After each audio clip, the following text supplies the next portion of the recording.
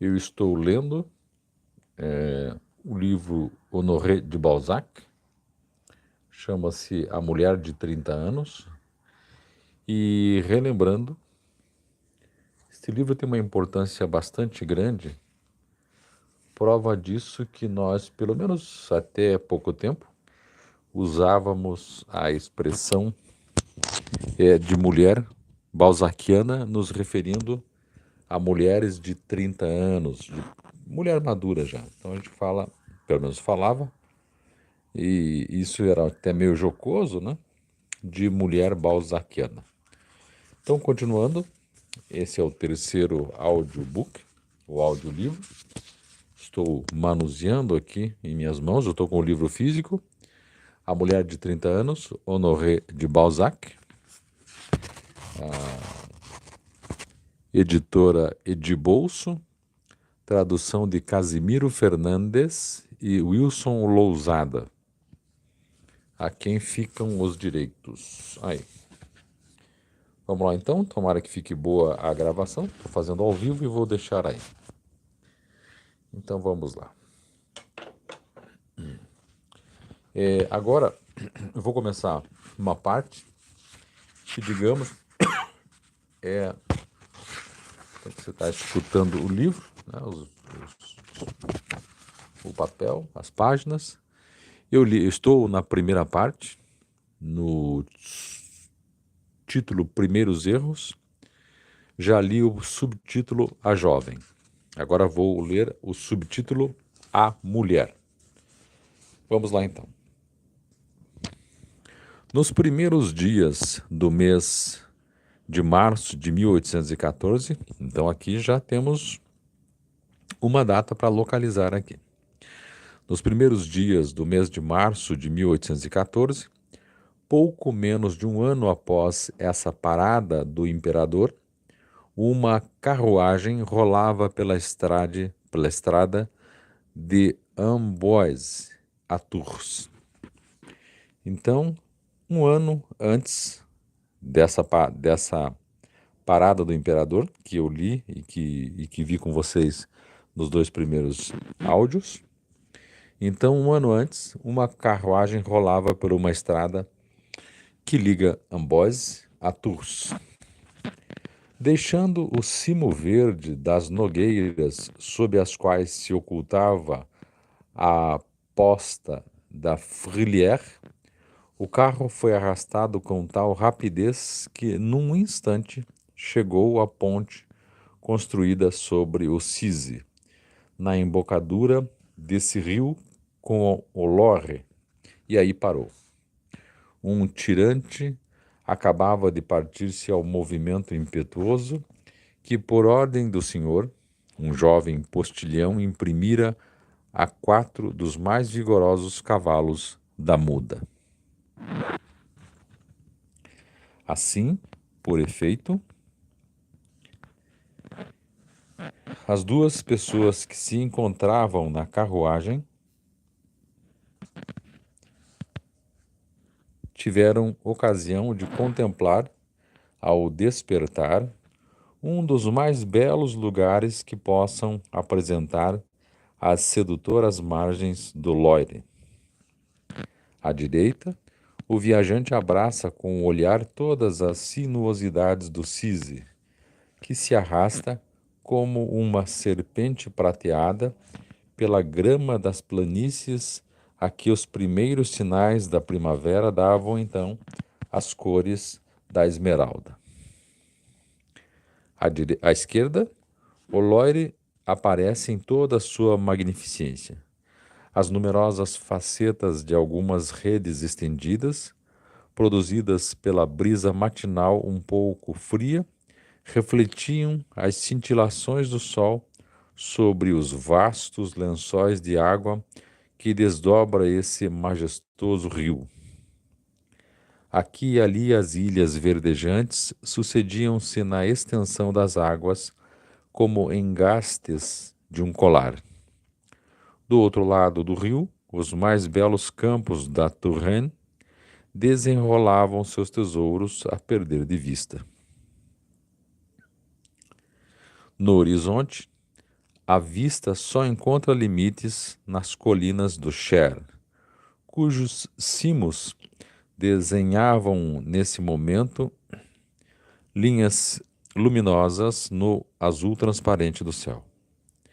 Através da tenra folhagem das ilhas, no fundo do quadro, Tours aparece como Veneza sair do seio das águas.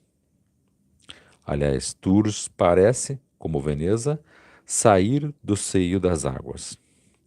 Os campanários de sua velha catedral lançam-se nos ares, onde se confundiam então com as criações fantásticas de algumas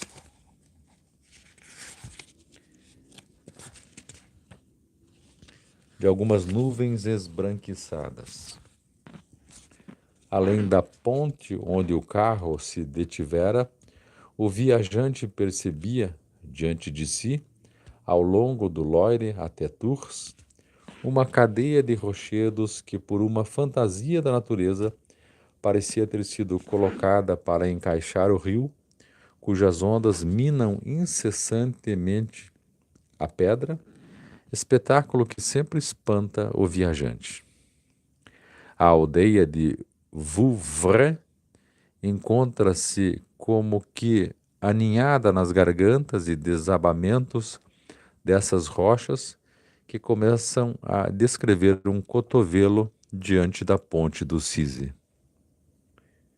Em seguida, de Vouvray a Tours, as terríveis anfractuosidades dessa colina despedaçada são habitadas por uma população de vinhateiros. Em mais de um lugar há 3 andares de casas perfuradas na rocha e reunidas por perigosas escadarias talhadas na própria pedra. No cimo de um teto, uma mocinha de saia vermelha corre para o jardim. A fumaça de uma chaminé se eleva entre as cepas, e o pântano nascente de uma vinha. Lavradores cultivam campos perpendiculares. Uma velha mulher, tranquila sobre um quarto de rocha desmoronada, gira a roca sob as flores de uma amendoeira e olha os viajantes que passam aos seus pés, sorrindo de seu terror. Inquieta-se tanto com as fendas do solo, quanto com as ruínas pendentes de um velho muro, cujos alicerces só estão presos pelas raízes tortuosas de um manto de era. O martelo dos tanoeiros faz ressoar as abóbadas das adegas aéreas. Enfim, a terra é cultivada por toda a parte e por toda a parte é fecunda, aí onde a natureza recusou terra à engenhosidade humana. Por isso, nada se compara, no curso do Loire, ao rico panorama que a Touraine apresenta então aos olhos dos viajantes. O tríplice quadro desta cena, cujos aspectos estão apenas indicados, proporciona à alma humana um desses espetáculos que ela inscreve para sempre em sua recordação. E quando um poeta a apreciou, seus sonhos, melhor dizendo, vêm quase sempre reconstruir-lhe fabulosamente os efeitos românticos. No momento em que o carro chegou à ponte do Cise, várias velas brancas desembocaram entre as ilhas do Loire, tornando ainda mais atrativo aquele sítio harmonioso. O perfume dos salgueiros que margeiam o rio acrescenta penetrantes odores ao gosto do vento úmido. Os pássaros faziam ouvir seus prolixos concertos e o canto monótono de um guardador de cabras acrescentava-lhe uma espécie de melancolia, enquanto os gritos dos marinheiros anunciavam uma longínqua agitação. Fofos vapores caprichosamente parados em torno das árvores, esparsas na vasta paisagem, nela imprimiam uma única graça. Era a Touraine em toda a sua glória, a primavera em todo o seu esplendor.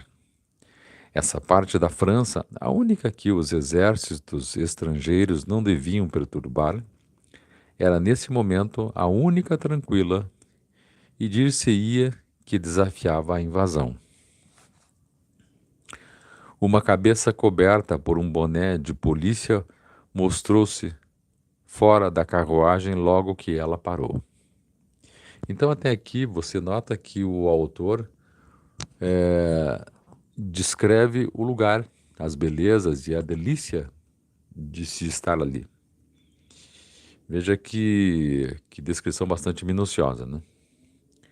Agora, imagine então a carroça, né, parada, e uma cabeça coberta por um boné de polícia mostrou-se fora da carruagem logo que ela parou.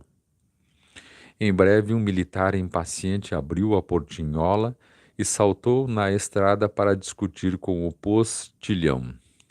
A inteligência com que esse filho da Touraine consertava o tirante partido serenou o coronel, conde d'Aiglemont, que voltou à portinhola, estendendo os braços como para exercitar os músculos entorpecidos, bocejou, olhou a paisagem e pousou a mão no braço de uma jovem senhora cuidadosamente envolvida num manto de peles.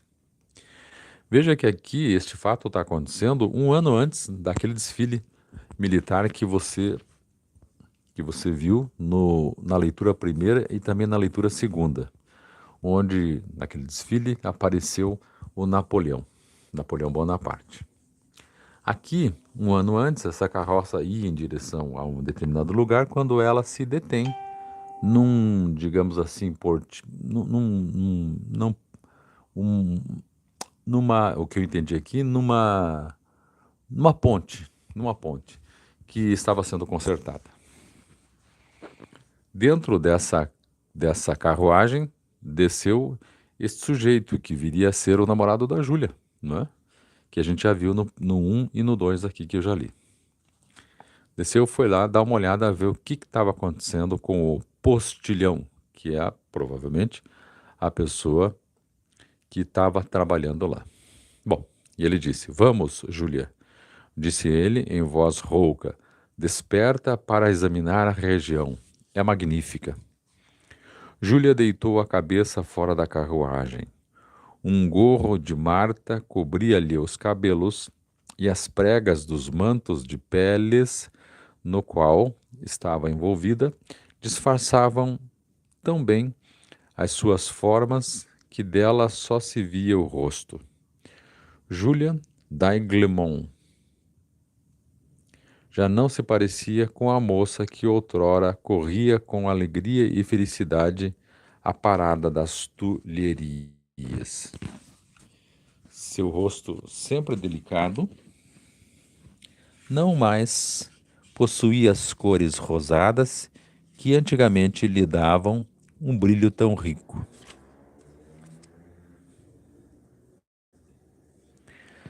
Deixa eu só voltar aqui, porque eu fiz uma análise errada.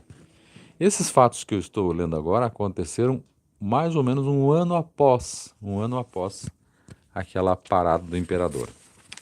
Eu disse um ano antes, mas na verdade um ano após, que está na página anterior. Um ano após. Ela já estava casada com o militar. Um ano antes, ela estava enamorada pelo militar e o pai tentando tirar da cabeça dela o desejo de se casar com ele, porque ela estava apaixonada, né? Tinha aquela ideia de amor romântico.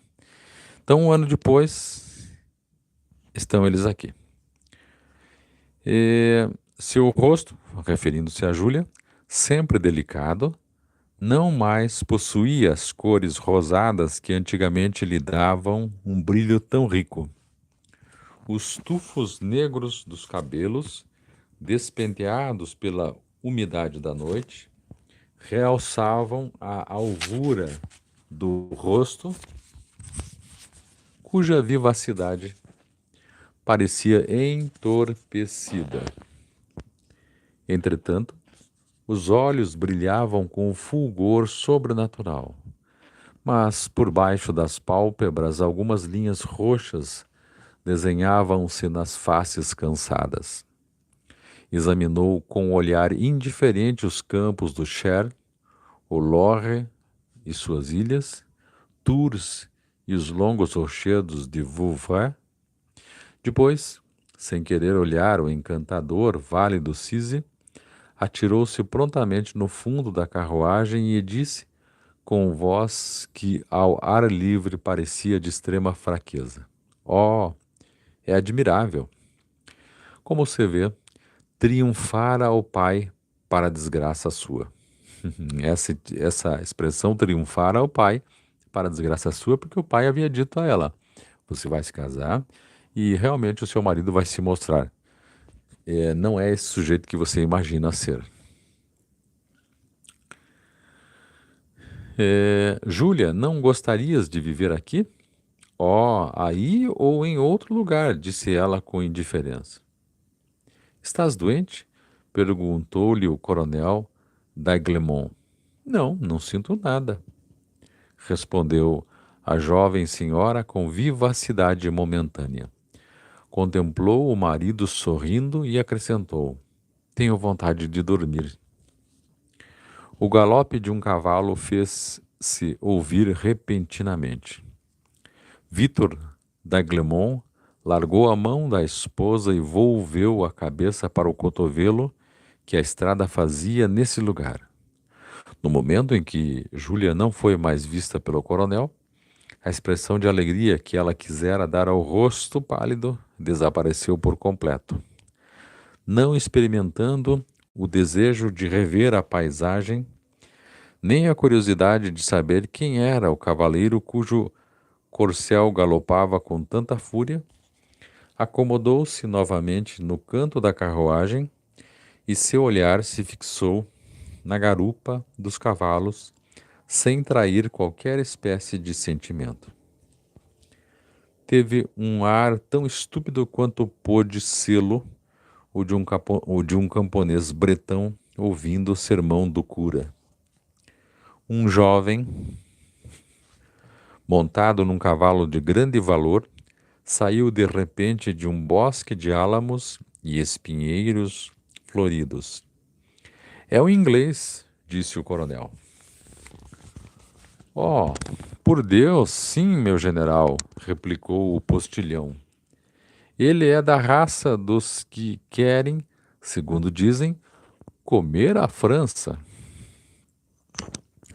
O desconhecido era um desses viajantes que se achavam no continente quando Napoleão mandou prender todos os ingleses em represália ao atentado cometido contra o direito das gentes pelo gabinete de St. James, por ocasião da ruptura do Tratado de Amiens.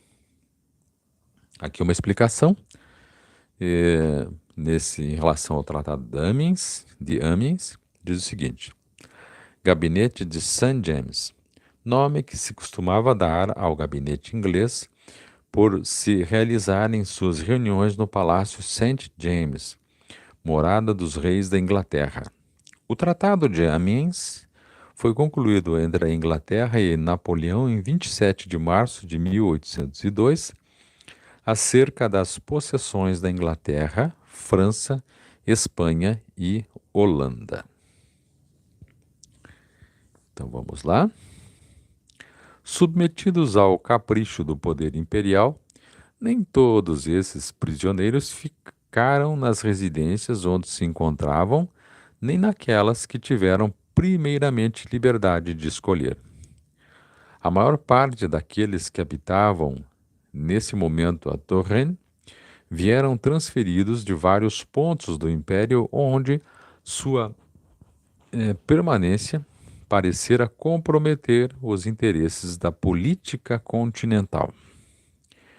O jovem cativo que empairecia, aliás, o jovem cativo que espairecia. Nesse momento, seu fastio matinal era uma vítima do poder burocrático. Já fazia 2 anos que uma ordem emanada do Ministério das Relações Exteriores o arrancara ao clima de Montpellier, onde a ruptura da paz o surpreendera procurando convalescer de uma doença do peito. Logo que o jovem reconheceu um militar na pessoa do conde d'Aiglemont, apressou-se em evitar-lhe os olhares, volvendo bruscamente a cabeça para os prados do Cise. Todos esses ingleses são insolentes, como se a terra lhes pertencesse, disse o coronel, resmungando. Felizmente, Soult vai ensinar-lhes a viver. Soult. Soult é o Nicholas Soult. Viveu de 1769 a 1851. Era duque da Dalmácia, marechal da França, mandado por Napoleão a conter a invasão inglesa no Béarn, parte do atual departamento dos Baixos Pirineus. Derrotado em Pampelune e em Bayonne, conseguiu infligir uma derrota aos invasores na Batalha de Toulouse, em março de 1814.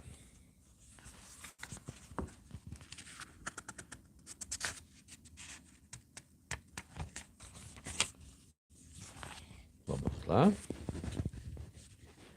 Lendo aqui o livro físico, lembrando sempre. Quando o prisioneiro passou adiante da carruagem, lançou-lhe um olhar que, embora excessivamente rápido, permitiu-lhe admirar a expressão de melancolia que dava à fisionomia pensativa da condessa um atrativo indefinível. Há muitos homens cujo coração fica poderosamente comovido pela simples aparência de sofrimento numa mulher. Para eles, a dor parece ser uma promessa de constância ou de amor. Inteiramente embevecida na contemplação da almofada da carruagem, Júlia não prestou atenção ao cavalo nem ao cavaleiro. Sólida e prontamente consertado o tirante, o conde tornou a entrar na carruagem. O postilhão procurou recuperar o tempo perdido e levou rapidamente os dois viajantes para a parte da calçada marginada pelos rochedos suspensos, no seio dos quais amadureciam os vinhos de Vouvray, e de onde surgem tão lindas casas onde se perfilam, ao longe, as ruínas da célebre abadia de Marmouture, o retiro de São Martim. O que era, afinal, esse milord diáfano? Exclamou o coronel, volvendo a cabeça para certificar-se de que o cavaleiro que, desde a ponte do Cise, acompanhava a carruagem,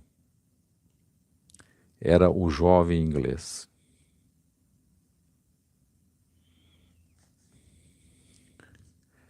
Como o desconhecido não violava de modo algum as conveniências, passeando no caminho estreito ao pé da calçada, o coronel meteu-se no canto da carruagem após lançar-lhe um olhar ameaçador.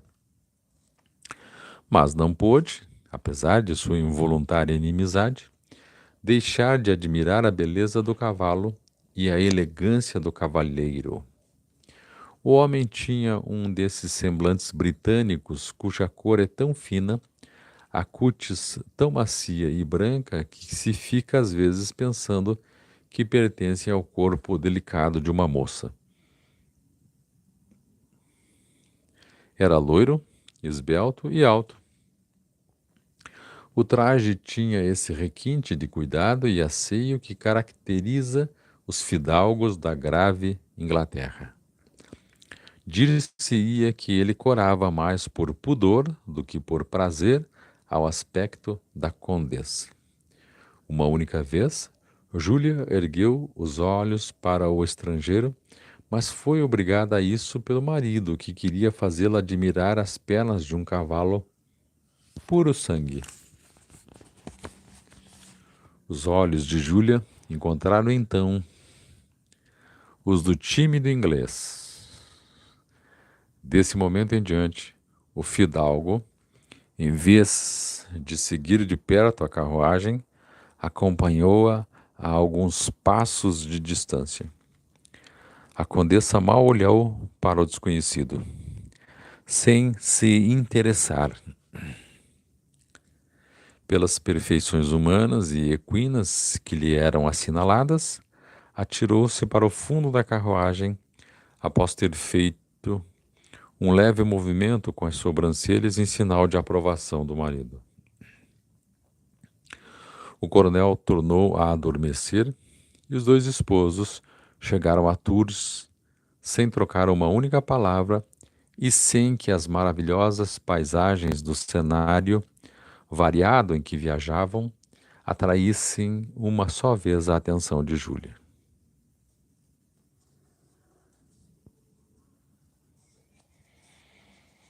Quando o marido adormeceu, a senhora d'Aiglemont contemplou-o várias vezes. Ao último olhar que lhe dirigiu, um solavanco fez cair no colo da jovem senhora um medalhão suspenso ao pescoço por uma corrente de luto. E o retrato do pai lhe apareceu de repente. A esta vista, lágrimas até então reprimidas rolaram-lhe dos olhos. O inglês viu talvez os vestígios úmidos e brilhantes que o pranto deixara um momento nas faces pálidas da condessa, mas que o ar secou prontamente. Aqui então o pai dela já falecido, e note, o inglês está tentando fazer aqui o cerco, né? Encarregado pelo imperador de levar ordens ao Marechal Soult, que tinha que defender a França da invasão dos ingleses no Béarn, o coronel d'Aiglemont aproveitara-se dessa missão para afastar a esposa dos perigos que então ameaçavam Paris e levava-a para Tours, a casa de uma velha parenta.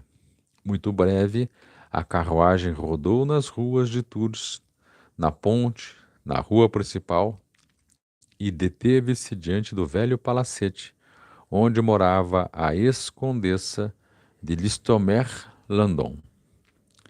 Essa ex-condessa, estão as notas de rodapé aqui, ex-condessa porque a Revolução aboliu os títulos de nobreza restabelecidos mais tarde pela Restauração. A senhora Listomère-Landon também retomará dentro em pouco o seu, que a começar da linha seguinte, Balzac lhe restitui por antecipação, suprimindo a partícula es. A condessa de Listomère-Landon era uma dessas lindas senhoras velhas, pálidas, de cabelos brancos, que têm um sorriso meigo, dão a impressão de trazer anquinhas e usam na cabeça uma touca de uma moda desconhecida. Retratos septuagenários do século de Luís XV, essas mulheres são quase sempre carinhosas, como se ainda amassem, menos piedosas que devotas e menos devotas do que parecem. Sempre cheirando a pó, a marechala, contando bem, conversando melhor e rindo mais que uma recordação do que de um gracejo. A atualidade desagrada-lhes. Esse pó a marechala, que essa senhora cheira, é uma espécie de pó de arroz para ser espalhado nos cabelos. E quando diz aqui que a atualidade desagrada-lhes, é aquela velha expressão de dizer, quando a pessoa já está velha, dizer, ah, no meu tempo era melhor, né? Hoje em dia, não entendo essa juventude, então é mais ou menos assim para a gente poder entender e saber que era uma senhora, já uma velha senhora. E aqui ficamos, porque daí no próximo eu vou ler já eles chegando, conversando com essa senhora, descendo da carruagem e o que será que aconteceu com esse inglesinho. Parece um homem bonito, um homem interessante. O que será que aconteceu? Porque ele notou a nossa protagonista dentro dessa carruagem. Vamos aguardar para ver o que acontece. Tá certo? Então é isso. Essa é a leitura por enquanto. E essa é a leitura por enquanto. Vamos para uma próxima. Um abraço.